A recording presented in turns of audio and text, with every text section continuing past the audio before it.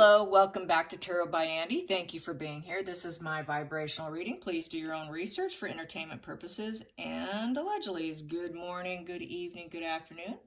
Cheers to you, and thank you for being here, and thank you for the super thanks. So today I would like to talk just a little bit briefly before I go into my cards on the children. I watched a little bit of the Royal Grift from Reddit, a Reddit poster who apparently has eyes on the ground, close association in, Montecito, gets all the info. So very close linked. Apparently the children, Archie has learning disability, so it kind of confirms what I've been saying, that he's not quite, ordinary. He's got issues. He's got apparently attachment issues. He doesn't smile. There's a lack of connection that's noticed by other people. He fears Megan. He has panic attacks to the point where he's been suspended from school. Both children, apparently there's a Lilibet, allegedly, that also has social anxiety. Both have social anxiety. So far as we know, there's no pictures of the two of them together. Like I said, school suspended Archie over the panic attacks. Not clear in his speech, and he's 4.5 now. It's cause for concern. There's been a lot of absences from the parents, as we know. They're never around. Megan apparently really gets the children unhinged. There's absolutely no connection with her, or it seems to be nothing's there. Severe anxiety. They're a nervous wreck around her. That's what happens with a narcissist. That whole fight or flight, panic attack, that really kicks in when you're around a narc. The body knows. The body knows and it reacts. The mind knows, the body knows, and it just goes into that panic. You don't know what you're going to get. That's because you don't know when she's going to become unhinged. With someone like her, she's got this rage that just blows off like a kettle blowing off its steam, and you don't know when that's gonna happen. As she flips and flops, she's so splitting that it's not surprising that these kids are unhinged. Nobody can live under those conditions without their body falling apart. So anyways, here we go. Not good within a severe attachment disorder, because that's just a parenting style where, it's inconsistent with the environment, inconsistent with the behavior of at least one parent. So where the children don't know what to expect when they walk in the door. That is that walking on eggshells that we always hear about.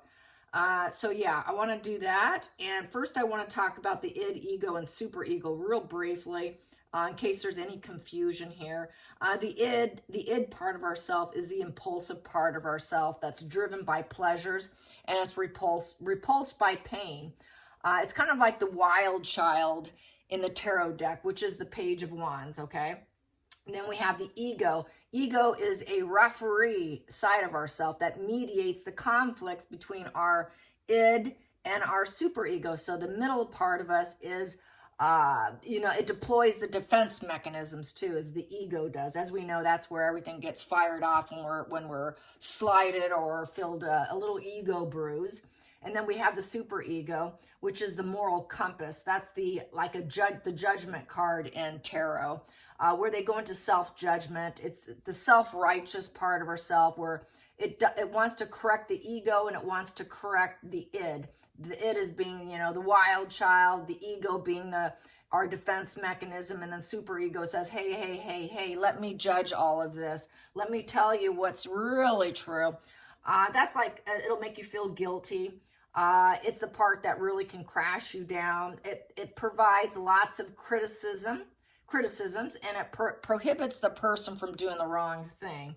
It really tries to be the ethical part of ourselves, and it provides a moral standard. So it's like a moral judgment, definitely the judgment card, okay?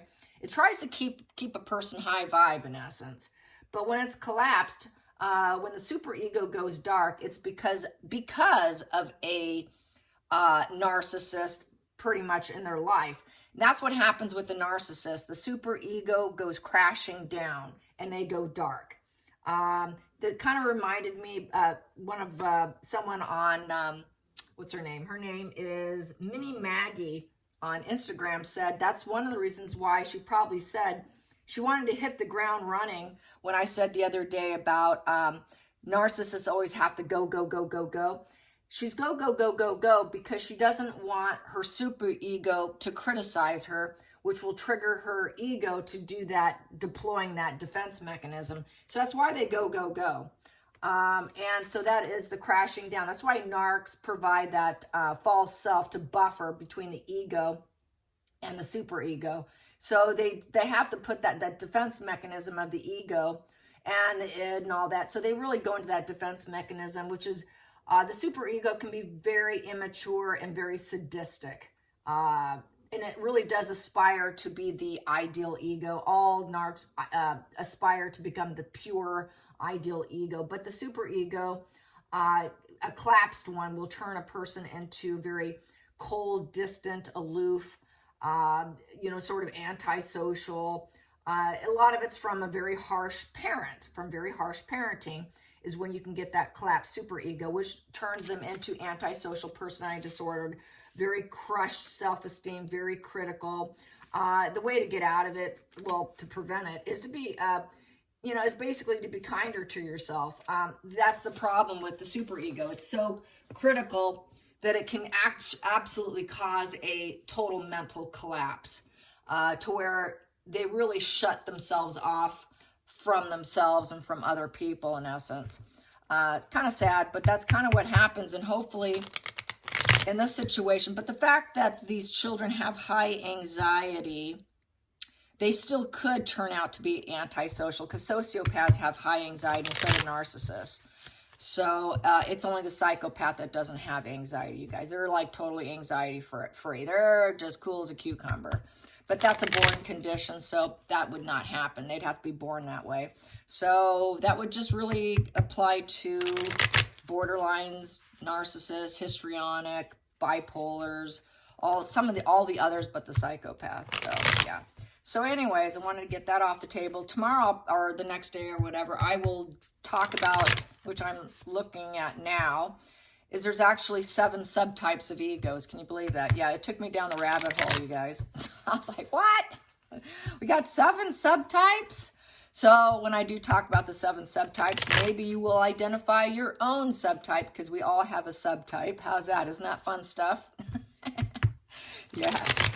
I'm looking at it going, And then I'm wondering, I don't know if there's comorbidities and if you can have more than one subtype. So I have to dig into the rabbit hole of that, you guys.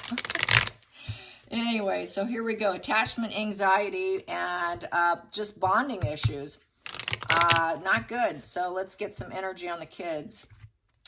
A lot of people believe this will all leak out because, this whole deal with the non-disclosure agreements is going to be lifted, you guys. So probably have to wait for absolute exposure. I don't know what's happening with some of these other authors that are putting stuff out. But anyways, here we go. Lilibet. Let's get Lilibet first. Lilibet. So they claim there is an actual Lilibet. So that would be they did probably find someone to replace what they couldn't get. And what's her name? Johannesson. What's her first name? She's an actress, blonde actress. She's calling out Megan. Apparently she's saying, where's your children? You got kids. You're talking about children. Where are they? Scarlett Johansson. Yeah, that's it. Scarlett. Gorgeous Scarlett is calling out Megan. I think it's great. All right, Lilibet. Let's get some Lilibet. Lilibet. Lilibet. Lilibet. Lilibet. Lilibet. I'm feeling the need to shuffle because I was talking too much. Yeah, my mouth just goes, you guys. I talk too much. Okay, here we go. Lilibet. Lilibet. Lilibet. Lilibet. Let's get some energy on you, girl. Lilibet, Lilibet, Lilibet, is she there? Is she there? Is she even real? Or is it just some other child that's around? Do they actually adopt a Lilibet? Do they actually get a Lilibet? Do they actually get a Lilibet? Well, there we go. Those all want out, so I will take it. Trying to make something work here. So I would say here, there was a painful place. One was lost. Things didn't work out. It was a very naive adventure. It broke. So then they had to They came to a rock bottom, felt stabbed in the back. But they found something to make things work. So they did something to improve the situation, to fulfill a promise. The promise from one of them, she didn't like Megan. She wouldn't transfer the child, as far as I'm concerned. But maybe they found a way to make it actually work. So that could be, even though you're not with her all the time, you get to see her on occasion. Fulfilling a promise. She's not there, but we're fulfilling some promise of the rock bottom. And with, it was a temporary painful ending. Carry on. You're defeated, but carry on. So they carried on. She said, no, we're not doing this, but we're going to carry on and try and make something work. So that would be something, trying to make something work. Could be for higher education.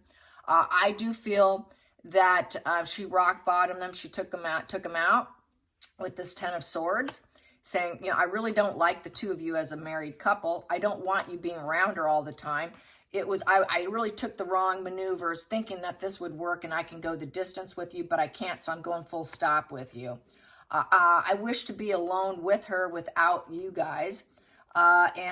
This was a painful experience that I regret doing. I'm sorry I did this, but somehow we're going to find a way to improve it. So I think maybe she comes in as like a little visitation, kind of sharing the child kind of thing, but you're not raising her. And that could explain why, one, she's not seen. Two, why there's absolutely no connection whatsoever, why she's afraid of them, does not seem to know them. So there's some sort of fulfilling a promise here. Subconsciously, it is a sad, depressing, low vitality. She doesn't like them. She doesn't like them. It's not a good situation. She can't glow up around them. Not really. You cannot purify and bleach the problem either with the Sun in reverse. Learning the lesson. She had to learn a hard lesson of getting involved with them, not liking them, taking it down, saying, okay, now I still have to work with them. So they came to some kind of agreement, but it's not a good agreement that she likes. The Sun in reverse, she'd like to say no to it. She does not want to work with them. She does not want to fulfill any promises. So she's keeping in the shadows. So the child is being kept in the shadows because the Sun in reverse is keeping in the shadows. So part of the agreement is not to show her. You can see her, but you're not showing her. You're not using her for your advantage. So that's how I feel about Lilibet. So that's Lilibet. Now let's get on to Archie. I'm going to shuffle again and redo it. Archie. What's going on with Archie? Archie is more in their care, in my opinion, from doing this for a couple years. He is, but he's still not in their care. He still is gone, but he sees them more. There's more interaction. With her, it seems very, very low vitality. So it just doesn't happen very often. It's such a rocky, depressing, dark thing to do. They just don't want to do it very often, so it's very rare, is how I feel. So it's definitely staying in the shadows and trying to learn the lesson and saying no to working on it. She really doesn't want to work on it. And the child says, no, I really don't want to go over there. So it's almost like a divorced couple sharing custody kind of vibe. Some kind of legal situation. Maybe it became a monetary gain for the mother, and because then she can go to school. She's working on her. So I also feel that they paid for her college as as means of payment, because financial exchanges aren't always,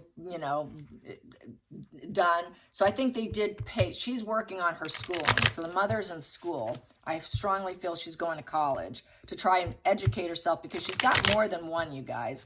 So Archie. Getting on back to Archie. Archie, what's up with you, Archie? He's going to suffer the most because he has he's most at risk because he has more contact with them. So he's more at risk at becoming and mirroring the toxicity versus Lilibet, because she's more out of the scene.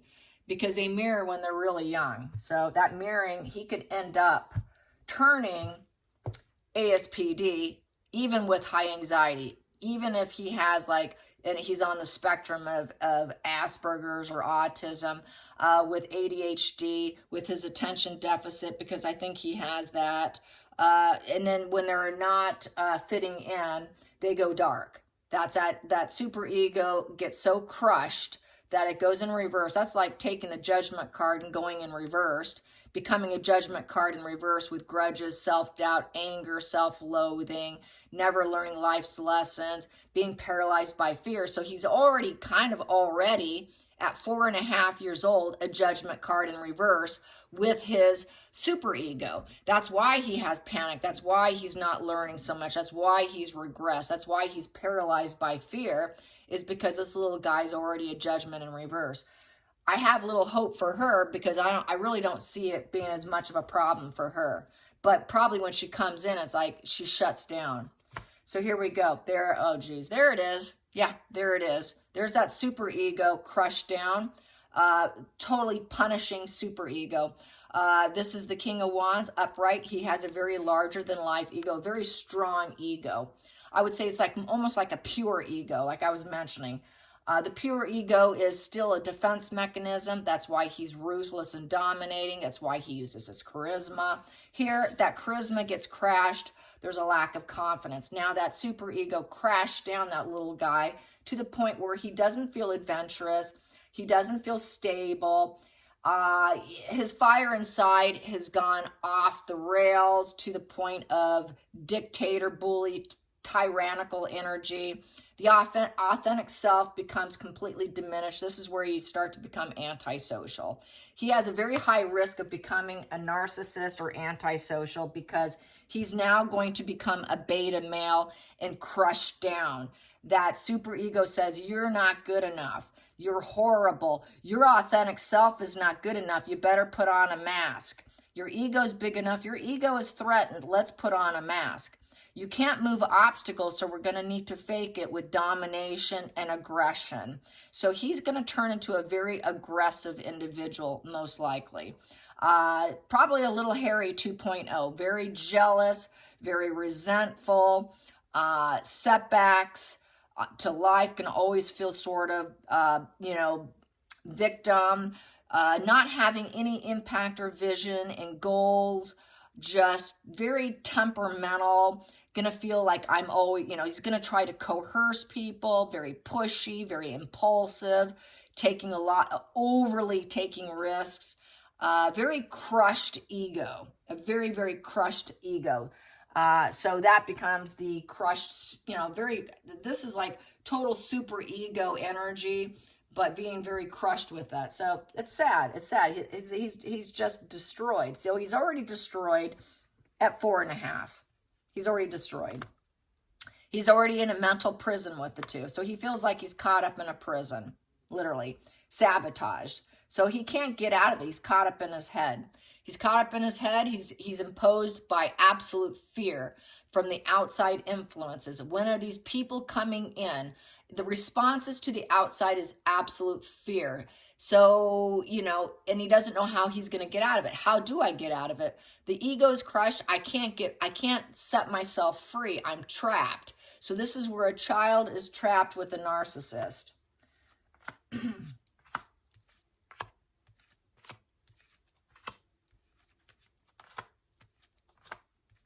And the feelings, the focal point, he has to be committed. So it's a little guy, can't do anything about it. So it's like holding back, surrendering. So this little kid just surrenders and just hangs out and has to accept the consequences and tries to think of them in a different way, which causes more problems because now you see the negativity where you fall apart and you're in a prison, but then you're trying to like them. That's typical of a child in a narc relationship where they flip and flop. That's where you try to hold two different belief systems, and that's really makes a person discombobulated because once I can't stand you, I don't like you, I'm in a prison. Well, now I'm trying to readjust myself and change my perspective here. So this is where it really gets into a problem for the ego, because now another defense mechanism is going to be deployed, because I'm trying to hold two different belief systems at once, which also creates a mental illness in the person because they don't know what to expect. So that's another defense mechanism as far as I'm concerned right there. So that's deploying another defense mechanism. The past position, it doesn't serve. He's too unhappy being around him. He doesn't have to be around him. He moved out. He's not living with them. 4 of Wands in reverse, moved out. It's a toxic environment and he moved out. It's family divide. It's like a fair weather friend, parents. It was very unhappy, very unstable. The child could not feel the celebration of life. There was no friends there. It was not safe. It was not a safe, solid home. It was a bad home, toxic home. He doesn't live there. He's not with them. Total destroyed. Yes, the child was just total mental collapse. This is incredible, severe anxiety. So subconsciously, because the child would be triggered and then trying to change the perception, the child was trying to readjust, could not. So the child had a mental collapse, panic, severe. 4 of Swords in reverse is basically generalized anxiety disorder. Very, very severe anxiety, wondering when the next explosion is going to come because they can't heal. They can't quiet their mind. He cannot quiet his mind being with Meghan and Harry. So he moved out. He's not in their care, thank God. So that's good, but he's still going to have to go in. So that's beneficial, but he's already been compromised very badly here with these, very compromised. So basically, 7 of Wands, they gave up. They gave him up. Yep, you can have them. We're not going to try and defend ourselves. Yeah, go ahead and take them. So he's not in their care.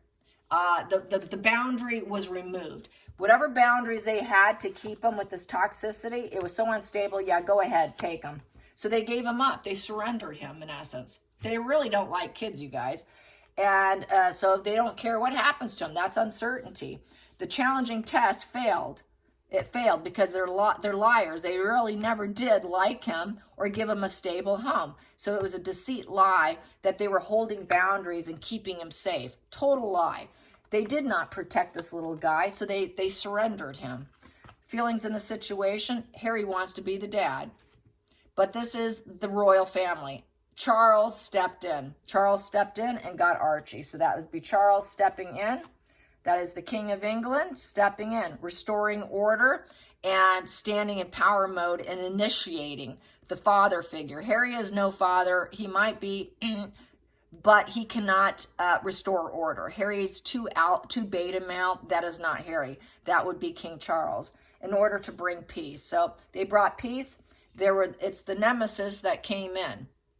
It was a battle of the egos, a competition. And you know what? It's over. Drop it. Drop it. We're going to silence this situation. I'm coming in. You have to deal with this. The harmony returns for the child. The hopes and fears. The fear aspect, this kid can't go back. We got to keep him because it's a very toxic environment. All hopes are dashed. It's abandonment. It's an abandonment position. So this child is in abandonment from Meghan and Harry. It's abandonment.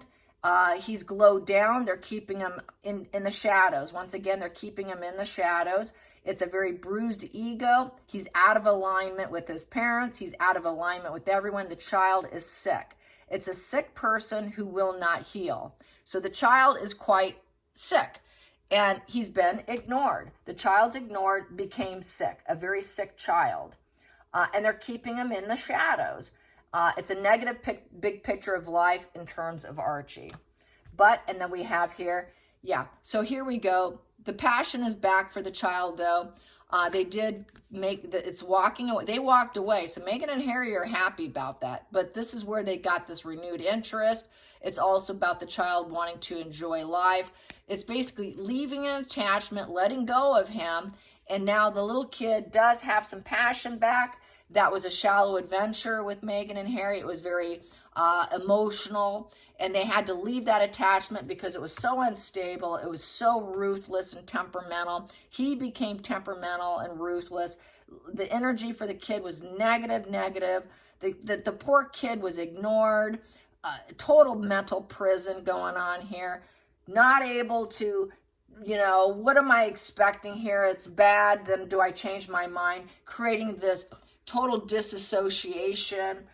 The child starts to detach because you're trying to hold two belief systems. It makes you sick. Trying to hold two belief systems, not knowing, is what creates that severe illness of panic and anxiety and generalized anxiety disorder. So a sick little child, sick, but hope is here, very toxic. He's very sick, but hope has returned for him. Let's get another one. He's out of the family. He's out of the family and he's away from the couple. The lover's in reverse and he's not in the family. So he is living an unconventional life away from Meghan and Harry. They're living an unconventional life as well. They're truly not together. They're facing divorce. They do not follow the traditional, the social norms. The family values are in reverse. They will never have family values. So that kid got walked out of there. And wow, what a shallow adventure that was with them. But now that passion's back for the kid. A passion came back for them. Now we get to do our unconventional life. We don't have this child bothering us. Everybody's at peace and the walls came down. We're not protecting him. That was all a narrative and a lie. And then we have King Charles came in, very dependable, worldly success, is very reliable and can take care of other people and is willing to share the money and the care. So I feel this is King Charles, the royal family, coming in and taking over. In the center of the deck, it became a burden and he needed help. 10 of Wands upright. And he's getting stronger from the burdens and they had to let him go, but the war goes on. The war goes on to fight for this little guy. He may not ever be able to change. It may be he's sick. Passion's there. He can have some recovery, but it's still an 8 in reverse. So they're trying to control the direction of his healing to regenerate him. But basically, adjustment is going to be very difficult. Getting any changes of regeneration may not be able to happen. It may have been too late. He was already damaged when they got him. So that's why this war goes on. Any transformation with that death in reverse is going to be very difficult. They also surrendered him and they had a desire to call it quits. They didn't kill him off, but they got rid of him. They got rid of him and the little guy was having fear of change. He's having difficulty moving on in life. The crisis continues. There's just he's got a lot of fear. It's another position of fear with the death in reverse because you don't know how far you're going to go. You don't know how far you're going to transform yourself. There's just a lot of the changes is a scary change and very burdensome. But he's getting stronger by the day, carrying those wands, because 10 of Wands is difficult, but you start to build up the resiliency, from the responsibilities. You start to slowly gain some physical strength through the burdensome and through the stress, but it's a slow process. Burdened by the self and others. So really it's sad, but they relinquished him to, I believe, the royal family, and Lilibet is with the birth mother. So I'm sticking to what I think that they worked up some kind of an agreement, or whatever girl they have. It's just come in on occasion to fulfill some sort of promise that the birth mother doesn't want to do. So that's how I see it. So we'll see. Maybe in a couple years we might know. The non-disclosure agreements are coming out, but I don't know how much those people know, what they know, and if they're willing to share, because they did say they're afraid of lawsuits, that Meghan will lawyer up to stop them, and they probably don't have the money for that. So I hope that they're able to find someone out there. I hope they're able to say whatever they'd like to say and just get it off their chest. But we'll find out. So we may have to wait, but it's looking like the war goes on over the burden. And that's the problem. It's a war over the burden of the children. So there's that. Let's see what happens with the war of the burden. Yeah, and it's that lover. And see, they wanted to make themselves look like she's rising up, and they created it through love. a loving message. And she likes to rise up by using those loving messages. Oh, I just love, she does it publicly, because the Queen of Wands is a very public figure. She's very sensual. She likes being in the limelight. She likes looking like she's in charge. So she likes to give out those loving, positive messages of the new beginnings. And, oh, I'm such idealistic, and it's so loving. And, oh, the surprise pregnancy. So she likes to talk about surprise pregnancies, and she uses it for her public attention. It's attention is attention for her. So she likes to act like she's some confident person who had these new emotional beginnings with her new children. What a fake. She's such a fake. All right, you guys, till next time, like and subscribe. Bye, you guys.